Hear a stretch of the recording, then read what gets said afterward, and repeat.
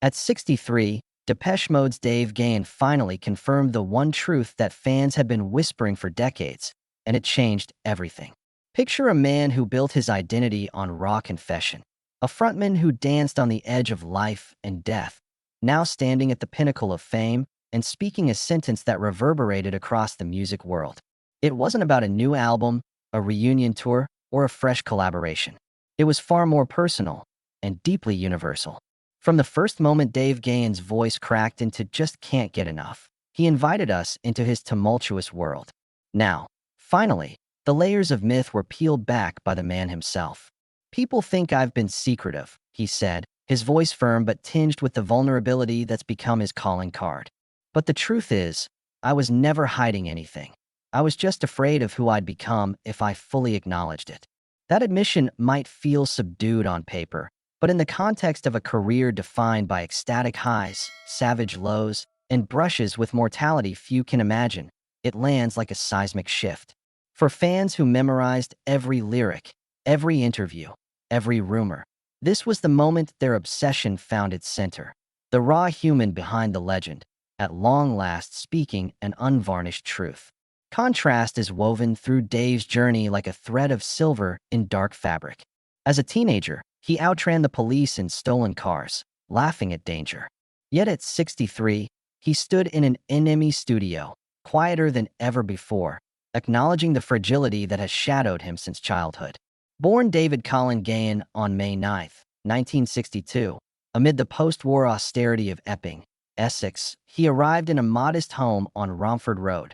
No hospital, just a frightened mother and a father who vanished when Dave was 6 months old. That early abandonment set the tone for his relationship with authority, trust, and self-worth. At 9, he lost his stepfather, Jack, the only paternal figure he remembered, and saw his biological father drift back for a year before disappearing again. 2 fathers, 2 absences, 2 wounds that would shape his art. Fast forward to 1980, and you'll find that same restless teenager in a scout hut in Basildon, clutching a microphone and singing Heroes by David Bowie with a voice that few ever hear in a makeshift rehearsal space. That impromptu jam session was more than chance, it was destiny. Vince Clarke and Andy Fletcher heard raw potential, invited Dave into composition of sound, and weeks later the world heard the birth of Depeche Mode. From synthesizers to stadiums, the trajectory was almost too rapid to process. By October 1981, Just Can't Get Enough had surged to number 11 on the UK charts. In the same breath, Depeche Mode became the poster children for synth-pop, even as Dave's heart pounded with rebellion, yearning for something beyond catchy choruses. The tension between curated pop and untamed grit became Dave's hallmark. Stage moves inspired by Mick Jagger, Bowie, and James Brown collided with the sterile hum of synthesizers. When People Are People blasted through Germany's Olympic TV in 1984, it wasn't just a hit, it was a statement. Here was a British band preaching unity in a divided world, from the Cold War to rampant homophobia. The song's rhetorical question, "So why should it be you and I should get along so awfully?" felt like a direct challenge to every border, every prejudice. In the East Berlin gig of 1986, behind the Iron Curtain, Dave's crowd surfing became an act of defiance, a gift of freedom to fans denied it. Yet as the stadiums grew, so did the chasm inside him. The relentless touring demanded a coping mechanism, and for Dave it became heroin, cocaine, alcohol, any edge that could numb the pain. By 1993, onstage heart attacks and jail cells were chapters of his life, as familiar as record deals and platinum discs. A near-fatal overdose in October 1995 left him clinically dead for 2 minutes. He returned with the urgency of a man who'd glimpsed the void, delivering an album, Ultra, that felt scorched by pain, yet triumphant in survival. Through it all, Depeche Mode endured. Albums like Violator and Songs of Faith and Devotion explored landscapes of sin, redemption, love, and despair, each track an echo of Dave's soul-searching. Fans watched him stumble, then rise, marveling at a human who bore his scars openly, returning from hell to sing about hope. In 2009, a bladder tumor cast another shadow, but after surgery he was back on stage within weeks, declaring without words that life's fragility only strengthened his resolve. And so we arrive at December 2024, when Dave Gahan, at 63, spoke, and truly spoke, for the first time. He confirmed that Depeche Mode, the vessel that carried him through abandonment, addiction, superstardom, and loss, would be taking an indefinite break. As he explained to NME, both he and Martin Gore felt the well of inspiration running low, and after a grueling 112-show tour, they needed space to heal. It wasn't a farewell. It was a recognition that even the strongest need rest. "We've given everything," he said quietly. "Now we need to find what's left." That sentence, simple and profound, was both an ending and a beginning. Even before that scout hut would change everything, Dave Gahan's inner landscape was already a fragile mix of anger, longing, and creative hunger. As a child in post-war Essex, he learned early that stability could vanish in an instant. The abrupt departure of his biological father when Dave was 6 months old became the first scar. The sudden death of his stepdad, Jack, at 9 years old left another. Those exits taught him to equate closeness with inevitable loss, and that lesson colored every relationship he formed, including the one he built with music itself. In the punk clubs of Basildon, he discovered a sonic rebellion that felt like refuge and vengeance wrapped into one. By the time he was sneaking into Sex Pistols gigs and pressing his ears against PA stacks, Dave already understood that performance could heal and hurt in equal measure. He soaked up Iggy Pop's raw defiance and Bowie's haunted poetry, but he also craved the structure his fractured childhood had denied him. That tension between craving order and craving chaos became the creative engine that powered his vocal style. On stage, he could be the anarchic kid burning cars. In the studio, he could mold mood and melody into dark, intoxicating anthems. This duality formed the bedrock of Depeche Mode's sound, light and shadow fighting for dominance. When Black Celebration dropped in 1986, it was more than an album. It was a diary of 2 decades of emotional warfare, tempered by the catharsis of art. Gahan's vocals on the title track cut through cold electronic walls, carrying a rawness that betrayed the synthetic underpinnings of the music. He wasn't just singing lyrics. He was exorcising memories, from that lonely bedroom on Romford Road to the heart-pounding crush of Berlin's youth.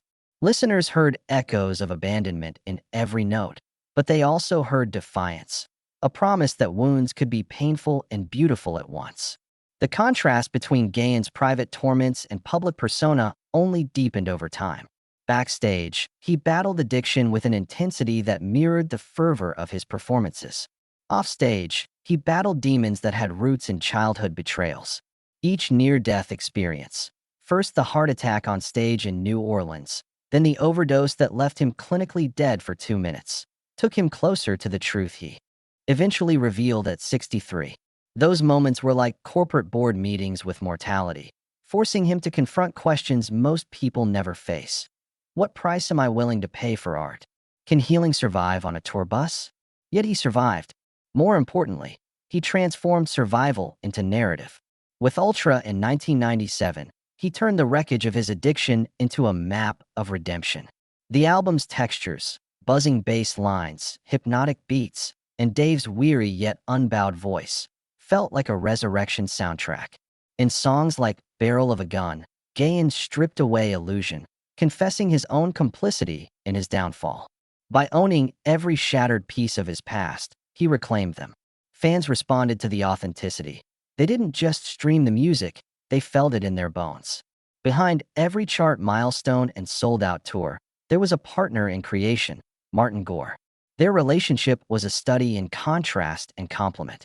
Gore, the introvert with pen and paper, crafted lyrics soaked in mythology and allegory. Gahan, the extrovert with a voice that cut straight to the gut, gave them life. They pushed each other without mercy, Gore demanding perfection, Gahan demanding emotional truth. This creative friction yielded masterpieces, Violator's Lush Darkness, Songs of Faith and Devotion's Spiritual Ache, and, most recently, Memento Mori's elegiac reflection on death and memory. In interviews, Dave often credited his wife, Jennifer, for grounding him through the storm. Their 1999 marriage wasn't a fairy tale rescue. It was a partnership forged in shared commitment to survival. When he faced cancer in 2009, she became his fiercest ally, reminding him that vulnerability could be a source of strength. Together, they raised a family, and in the process, Gahan discovered that fatherhood could heal old wounds in unexpected ways. The protective instinct that once drove him to reckless behavior found new focus in caring for his children. All these threads, abandonment, rebellion, addiction, redemption, love, wove themselves into the tapestry of Gahan's final confession. When he announced that Depeche Mode needed a break, he wasn't simply talking about a hiatus. He was acknowledging a lifetime of emotional debt. He understood that the energy required to sustain global superstardom could deplete the reservoirs of creativity and resilience that had carried him this far. So he spoke the truth fans had sensed but never heard. That rest was not weakness, but a necessary act of self-preservation.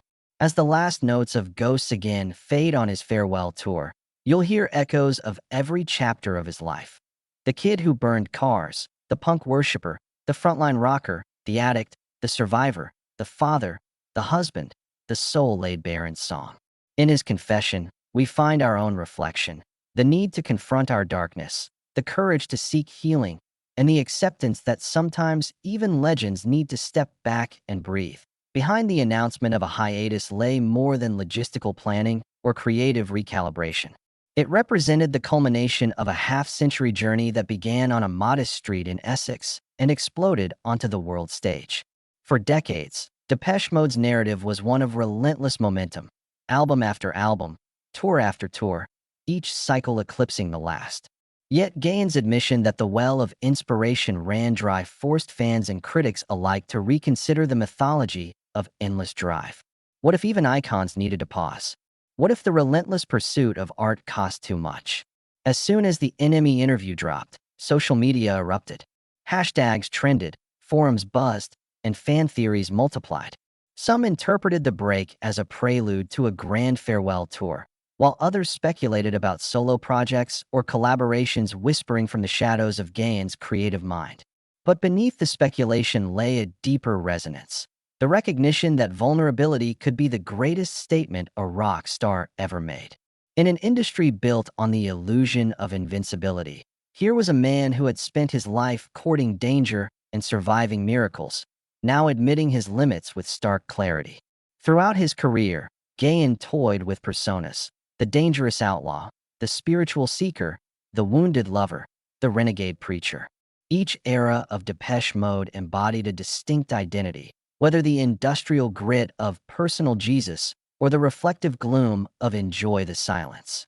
But in that Enemy moment, the mask slipped further than ever before. No choreography, no soaring chorus, just a simple confession that creativity required nurturing. "I don't want to push something half alive," he said, echoing a sentiment that many artists know but few dare to voice on such a scale. The implications of this admission ripple beyond the boundaries of one band's career. For emerging musicians watching Depeche Mode's trajectory, it serves as a potent lesson in sustainable artistry. In a culture that glorifies burnout, Gahan's pause is a rebellion. It suggests that greatness isn't measured only by output, but by the wisdom to step back. Even in his darkest years, alone in that blue room he once built for endless drug binges, he never admitted defeat. Now, decades later, he models a different kind of courage, the courage to say, "I need time." As fans sift through his back catalog to interpret the significance, one track seems to resonate more than others: Ghosts Again, the lead single from Memento Mori. Its melancholic melody and lyrics about mortality and memory now sound eerily prophetic. Lines such as "We all become ghosts again" took on new weight as audiences realized Gahan was confronting his own impermanence, not just commemorating a fallen friend. His stage presence during the recent tour, pacing slower between songs, pausing to catch his breath, speaking directly to screens that displayed images of lost loved ones, underscored a shift from performance spectacle to heartfelt communion. In many ways, this final chapter is the most authentic. It's the rawest iteration of Gahan's lifelong dialogue with life and death. From burning cars to burning stages, every extreme experience taught him something about risk and reward. A career that flirted with self-destruction ultimately proved that confession could heal. His songwriting partnership with Martin Gore remains one of rock's most enduring collaborations. But this moment belongs singularly to Gahan. It's his voice, his decision, his legacy lent shape by honest limitation. Meanwhile, younger fans who discovered Depeche Mode viral clips feel an unexpected deep kinship in Gahan's message. Seeing such an icon advocate for intentional silence reframes rest not as absence, but as space for growth, inspiring permission to protect creative well-being. As the news cycle rushes on, one thing remains clear: this pause isn't an end. It's an opportunity. For Gahan, it's a moment to write new chapters, perhaps memoirs that chronicle the scars and triumphs, or collaborations that surprise fans waiting in the shadows. For Depeche Mode, it's a chance to reevaluate the machinery of megatours and labyrinthine marketing to find a model that honors creativity over constant commerce. And for the audience, it's an invitation to reconsider what fandom means when the spotlight dims. In the end, Dave Gahan's final confirmation is not a transparency stunt or a ratings ploy. It's a human statement from someone who has outrun danger, survived nightmares, and sung his way back from oblivion.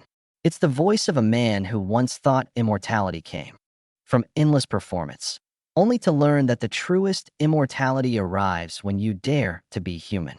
And so, as we wait for what comes next, we listen, not just for the next chorus, but for the quiet spaces between the notes where the real story lives. In the weeks since Dave Gahan's confession, social media feeds have become digital altars, brimming with fan tributes, personal anecdotes, and viral clips dissecting every nuance of his words.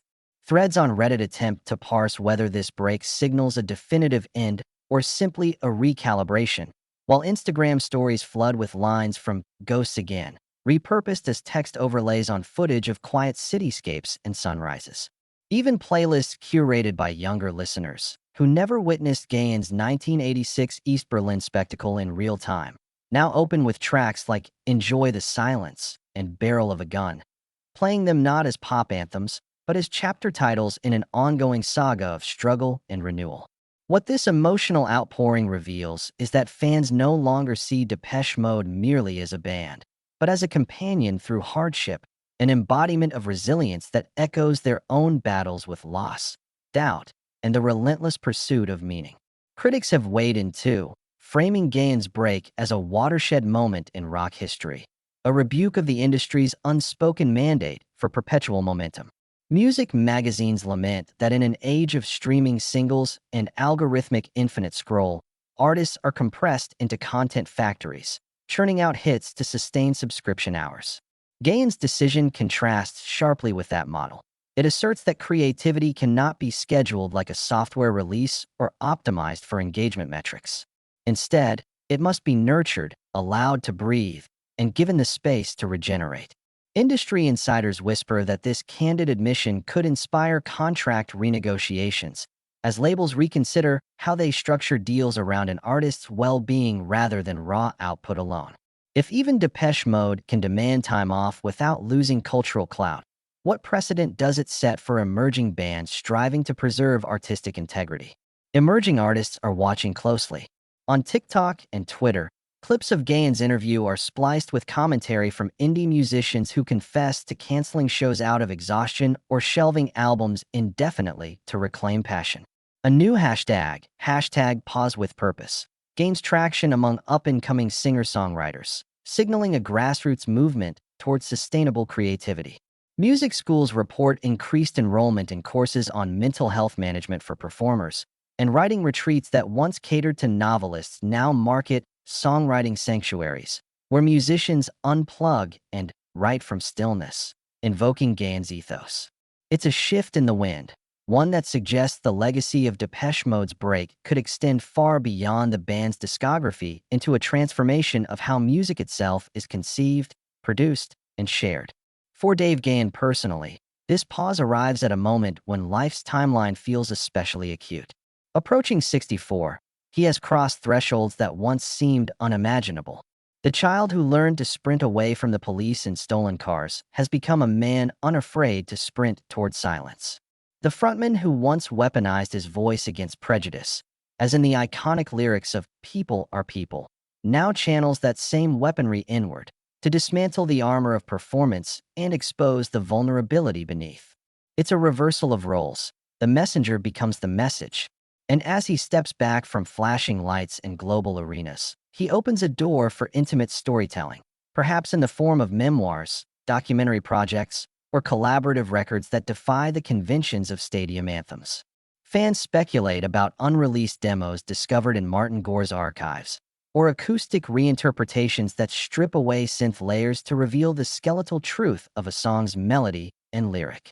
All possibilities feel alive in this fertile moment of pause. Meanwhile, the machinery of Depeche Mode, the crew, the stage designers, the marketing strategists, enters its own intermission. Tour crews accustomed to packing trucks and rigging lights on a relentless schedule are suddenly untethered from deadlines, free to explore creative side projects or simply rest. Producers who engineered the polished sheen of Violator or the gritty textures of Ultra now debate whether to shift focus to emerging acts or focus on passion projects delayed by the band's demands. Even the record labels see an inflection point. Instead of pushing deluxe editions or remastered box sets, executives whisper about investing in small-batch vinyl releases, subscription-based archival services, or immersive VR experiences that honor Depeche Mode's visual artistry while giving Gahan agency over how his story is told. The very pause that could weaken momentum instead promises a renaissance of innovation around the brand. For the audience, this waiting game transforms fandom into a shared act of faith. No one knows how long Gahan's hiatus will last or in what form the next chapter will arrive. What remains certain is that anticipation itself has become part of the narrative. Just as the best art thrives on tension between expectation and reveal, fans now inhabit that interlude, re-listening to early B-sides like Photographic, exploring side projects like Gahan's solo albums, Paper Monsters, and Hourglass, and mapping how every lyric has threaded through decades of personal and cultural upheaval. This collective patience mirrors the lyrical themes of renewal and reflection that have always colored Depeche Mode's work. In embracing the unknown, fans honor the integrity of the artists they admire. And so, as we stand at this crossroads, 4,680 live shows later, countless chart-topping singles behind us, and a confession that changed the story's trajectory, we hold our breath in solidarity. We wait for the next ping of an Instagram notification, the next clip uploaded to YouTube, or the first lines of a memoir that peels back even more layers of Dave Gahan's truth. In this space, we find our own reflection, the courage to pause, to tend our inner worlds, and to trust that when time is taken deliberately rather than stolen by industry demands, the art that emerges will resonate more powerfully than ever before. In the wake of this seismic confession, a fascinating quiet has settled over Depeche Mode's universe, a silence charged with possibility. Imagine Dave Gahan, freshly turned 64, poring over notebooks filled with half-finished lyrics, or rummaging through dusty demo reels in a studio loft, hunting for sparks that could reignite his creative engine. Perhaps he'll commit confessions to paper in a memoir, unspooling decades of myth and memory, or lend his voice to a documentary that stitches archival footage with newly recorded reflections. Whatever form it takes, the world now watches with bated breath, aware that this pause is less an absence and more a recalibration of purpose. Contrast paints this moment in bold strokes. Once, Gahan clocked 180-date tours like they were routine commutes. Now, an afternoon in a sunlit room might feel equally profound. The same hands that once gripped microphone stands in roaring stadiums could trace the spines of photo albums, reliving moments with his children growing up under stage lights. He could reconnect with the boy who burned cars for fun, offering forgiveness to that restless spirit through writing, painting, or collaboration with emerging artists who see him as both legend and mentor. Every step away from the stage becomes a step toward inner discovery. Longtime collaborators like Martin Gore and Andy Fletcher's successors may find themselves brainstorming new frameworks for creative partnership, smaller, more intimate recording sessions, songwriting retreats in rural hideaways, or multimedia installations that merge soundscapes with visual art. The industry's old guard might balk at such unorthodox approaches, but an icon's break carries disruptive power. Labels could pivot budgets from blockbuster marketing campaigns to seed grants for artistic residencies. Agents might swap rigid tour schedules for modular, creative sabbaticals, allowing artists to release music in episodic bundles rather than cyclical album-to-album routines. Gahan's decision, in this light, becomes a catalyst for systemic innovation. Meanwhile, the fan community thrives in this interlude. Virtual listening parties hosted by superfans dissect B-sides like My Secret Garden, treating every lyric as if it contains a hidden key. Discussion boards redraw the timeline of Gahan's evolution, mapping how each era's aesthetic, from the stark black and white imagery of Speak and Spell to the sepia-toned introspection of Delta Machine, mirrored cultural moments and personal milestones.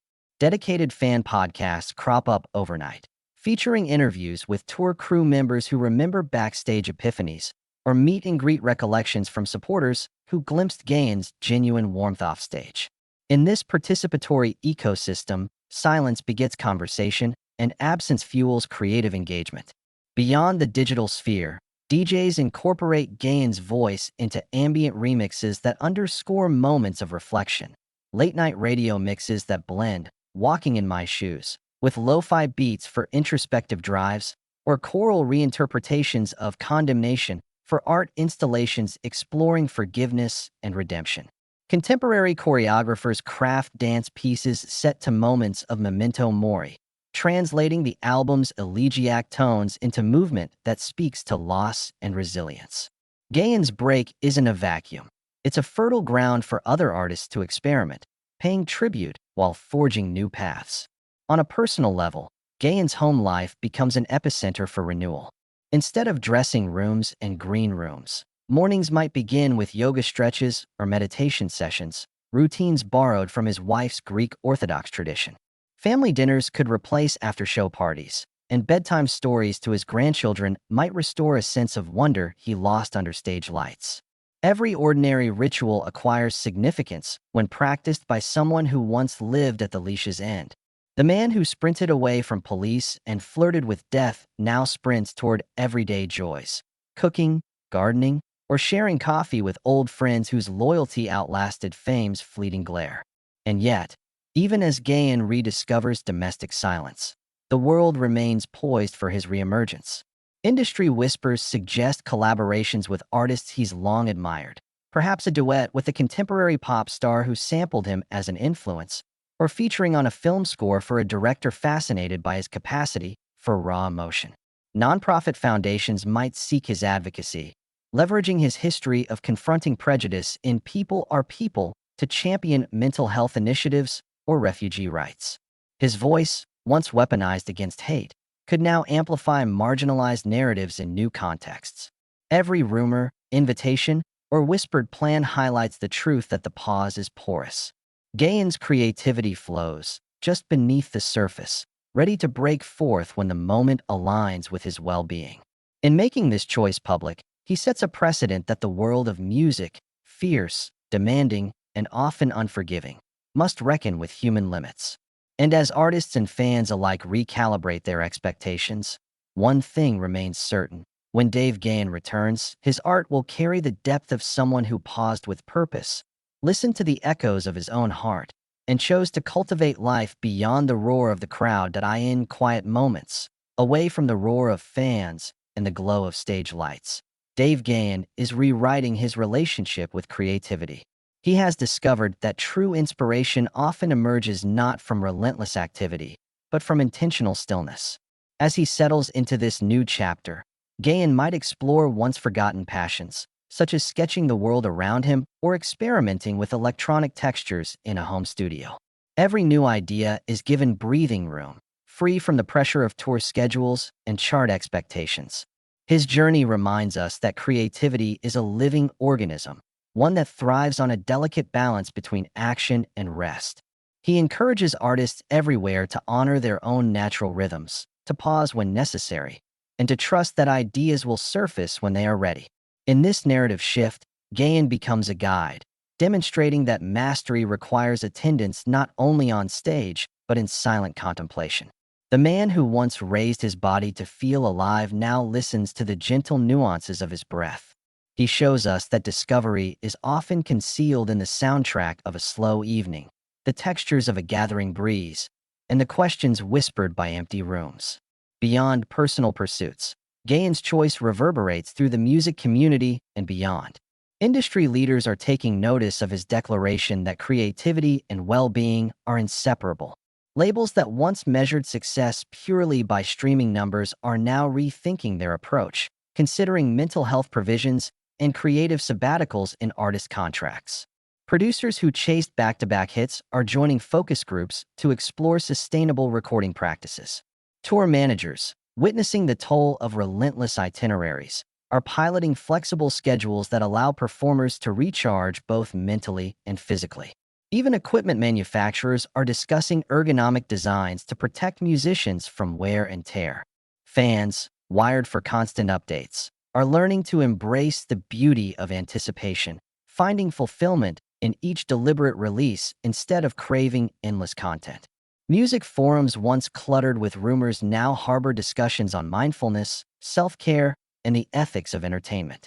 Concert halls that once boasted record attendance now envision adaptive programming that cycles headline acts with emerging talents, allowing for cross-pollination of ideas. Universities are drafting curricula that fuse musical technique with psychological resilience training, inspired by one of history's greatest frontmen who finally declared that rest is not weakness but wisdom. Gahan's break shimmers like a beacon, inviting change in an industry too often blinded by momentum. And in that invitation lies the promise of a kinder, more thoughtful music world, where art and humanity are valued equally. Gahan's legacy, however, is not defined solely by these revolutionary shifts. It rests on a discography that spans 4 decades and countless emotional landscapes. From the innocent longing of "just can't get enough" to the hardened resolve of "barrel of a gun," his voice has captured the full spectrum of human experience. And now, as he steps into this chapter of pause, he invites listeners to reevaluate the role of the audience. No longer passive recipients of performance magic, fans become active participants in a shared journey. They learn that anticipation can be an art form itself. Each day without new music becomes fertile ground for reflection on the songs that already exist. Memories of first concerts, late-night headphone sessions, and whispered stadium chants take on renewed significance. When Gahan eventually returns, whenever that may be, the reunion will feel earned, like the resolution of a long, meaningful pause in a symphony that never truly stops. This approach transforms fandom into a form of mindfulness, where presence and patience are the most valuable currency. Inspired by his example, communities host listening salons where fans gather to discuss thematic arcs across albums, dissecting lyrics under lamplight, as if interpreting literature. These micro-communities foster deeper connections, turning admiration into communal exploration. As the curtain gently closes on this era, Depeche Mode's story remains unwritten. The chapters that follow will be shaped by choices made in stillness. Perhaps Gahan will pen a series of essays that explore the intersections of memory and melody, weaving personal anecdotes with commentary on music history.